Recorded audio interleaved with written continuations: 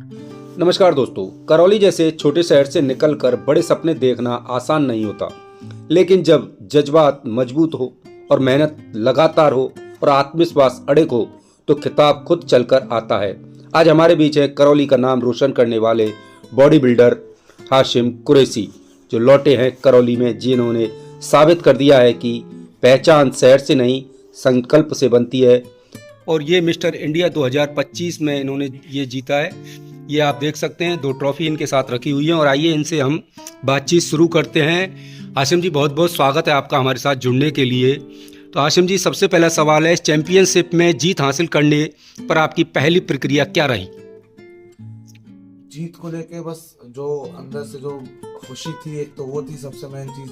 दूसरी चीज ये कि जो मैंने मेहनत की वो उसको लेके के जब यहाँ लोगों का प्यार और सपोर्ट देखा तो उस चीज को देख के बड़ी खुशी हुई कि लोगों ने इतना प्यार दिया, इतना सपोर्ट दिया।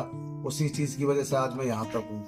अच्छा, यह खिताब आपके लिए व्यक्तिगत रूप से कितना मायने रखता है, कितना खास है?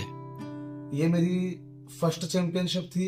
फर्स्ट टाइम मैंने तैयारी की जी फर्स्ट टाइम जब तैयारी करने के बाद फर्स्ट चैंपियनशिप में मेरा सेकंड मेडल लगा, जी। Second place I. दूसरा कंपटीशन उसी के एक वीक के बाद था, उसमें मेरी थर्ड प्लेस आई।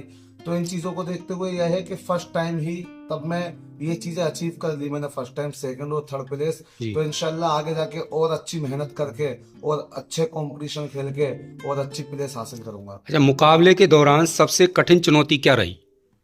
सबसे कठिन चुनौती यही कि एक अपना टाइम को सेट करना, काम के साथ वर्कआउट, वर्कआउट के साथ डाइट, डाइट के साथ अपनी नींद, नींद के साथ फिर अपना पूरा काम भी देखना।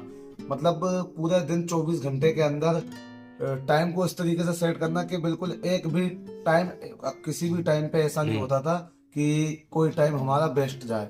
अच्छा, इस प्रतियोगिता के लिए जो आपने प्रतियोगिता जीती है, आपकी तैयारी कितने समय से चल रही थी?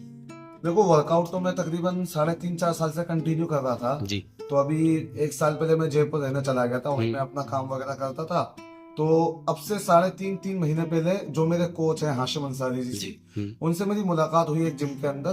तो मैंने उनको बोला कि भाई मैं तैयारी करना चाहता हूँ। वो हालांकि काफी टाइम से मेरे जानने वाले थे, लेकिन वो अचानक मिले तो उन्होंने बोला ठीक है, एक बार तैयारी करके देखते हैं। तो 3 महीने के बाद ये कंपटीशन स्टार्ट होने वाले थे नवंबर में।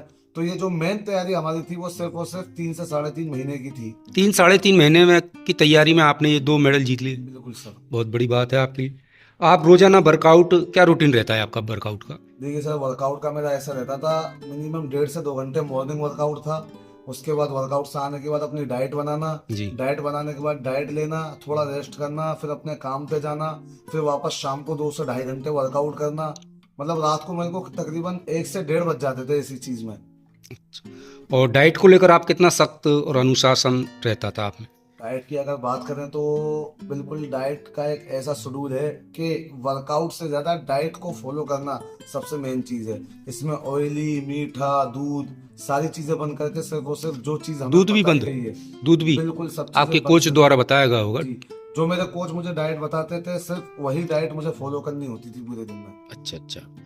क्या कभी ऐसा समय आया जब आपने हार मानने का मन किया कि यार नहीं हो हाँ, पाएगा कई यार? बार ऐसा लगा जैसे पैसे खत्म हो गए। हम्म। तो हालांकि जो मेरे कोच है उनका बहुत अच्छा सपोर्ट था, पैसे को लेके, चीजों को लेके, वक्त को लेके, मेरी ट्रेनिंग को लेके। उन्होंने मतलब वाकई में जो सपोर्ट उनकी तरफ से मुझे मिला है ना, बहुत ज्यादा सपोर्ट मिला है। कई जगह ऐसा होता था कि मेरे पास पैसे नहीं है, चीजें हो नहीं रही हैं, तो फिर मैं उन्हें कॉल करके बोलता था भाई अब मेरे बस का नहीं। कि डाइट में क्या शामिल था? बॉइल्ड राइस, जी। Boiled egg, boiled chicken, green veggies वगैरह जैसे ब्रोकली, पत्ता गोभी वगैरह, जो भी वेजेस हैं वो। उसके अलावा जो नॉर्मल सप्लीमेंट्स वगैरह थे बस। अच्छा, क्या सप्लीमेंट में बॉडी बिल्डिंग संभव है बिना सप्लीमेंट के? सप्लीमेंट बॉडी बिल्डिंग संभव है, बस अपना जो डाइट है वो रूटीन अपना फॉलो करें। जो हाई प्रोटीन मील है वो आदमी ले, बस नॉर्मली, कोई दिक्कत नहीं है बाकी। अब आजकल देख रहे हैं युवाओं में बढ़ते जिम ट्रेंड को, आप कैसे देखते हैं? युवा। फिलहाल में अपने एरिया में बहुत अच्छा जिम का जो है क्रेज बढ़ता जा रहा है। लोगों में इस चीज की जो है ना एक होती जा रही है अंदर से कि अब हम भी कुछ आगे करें। तो बहुत अच्छा लग रहा है अपने एरिया में ये चीजें देखकर। शरीर के प्रति, बॉडी के प्रति अपनी बहुत- जिम्मेदारी लोगों में बढ़ रही है। अच्छा, बहुत अच्छा है कि अभी आगे बढ़ रही है हमारे यहाँ की अब जनरेशन। जी जी जी। बॉडी बिल्डिंग में मानसिकता कितनी मजबूत है, मानसिक तौर से आप? सबसे मेन गेम इसमें दिमाग का ही है। अगर बॉडी बिल्डर जो है ना वो मानसिक रूप से ही ज्यादातर ताकतवर होता है। उसको सबसे ज्यादा अपने माइंड को ही ताकतवर बनाना होता है, और सारा गेम इसमें माइंड का ही है। माइंड का ये बहुत Yes. अच्छी बात है आपकी। हार या आलोचना से कैसे निपटते हैं? देखो, अगर जहां अपने को लगे कि अब मेहनत करने के बाद भी हार मिल जाती है कई मेहनत बार। करने के बाद अगर हमें हार मिल रही है तो हमें पीछे नहीं हटना उससे। हमें ये सोचना कि आगे, अब नहीं तो आगे हमारी मेहनत एक ना एक दिन रंग लाएगी। अब नहीं तो आगे हम जाके कामयाब होंगे, लेकिन एक दिन इंसान कामयाब होता है। परिवार और दोस्तों का आपको कितना सहयोग मिला? मेरे फैमिली का बहुत अच्छा सपोर्ट था, मेरे खानदान का अच्छा सपोर्ट था। जो मेरे दोस्त यार हैं, करौली के जो दोस्त यार हैं, जैसे हमारे जिम वाले हैं सारे, जावेद भाई हैं, हमारे सलमान भाई हैं, और हमारे इधर से जितने भी साथ में जो वर्कआउट करते थे मेरे, वो हैं। उसके अलावा मेरे जयपुर में मित्र हैं, हमारे उबैद भाई हैं, राहुल भाई हैं, साहिल भाई हैं, जो मेरे साथ रहते हैं। इन लोगों ने बहुत अच्छा सपोर्ट दिया मुझे, मतलब हर तरीके से इनका सपोर्ट था मेरे साथ। अच्छा, आपकी बॉडी बिल्डिंग की शुरुआत कैसे हुई? बॉडी बिल्डिंग की शुरुआत बस ऐसे ही नॉर्मली जिम करते थे, तो अचानक जो मेरे कोच हैं वो मुझे एक दिन जिम में मिले जयपुर के अंदर। तो मैंने उनसे ऐसे ही बातचीत की कि भाई तैयारी करना चाहता हूँ, तो उन्होंने थोड़ा एक हफ्ते के अंदर मेरी बॉडी में ऐसे चेंजेस आने लग गए। उस चीज को देख के लगा कि नहीं, अब आगे कुछ करना चाहिए हमें। अच्छा अच्छा, आपके सबसे बड़े प्रेरणा स्रोत कौन है? आइडल की अगर हम बात करें तो सबके आर्नोल्ड हैं। सबसे बॉडी बिल्डिंग का भगवान कहा जाता है उन्हें। बॉडी बिल्डिंग स्टार्ट करने वाले वही हैं, बाकी तो अच्छा, भविष्य की योजनाएं आपकी क्या हैं? आगे प्रतियोगिताओं में भाग लेने का क्या लक्ष्य है आगे?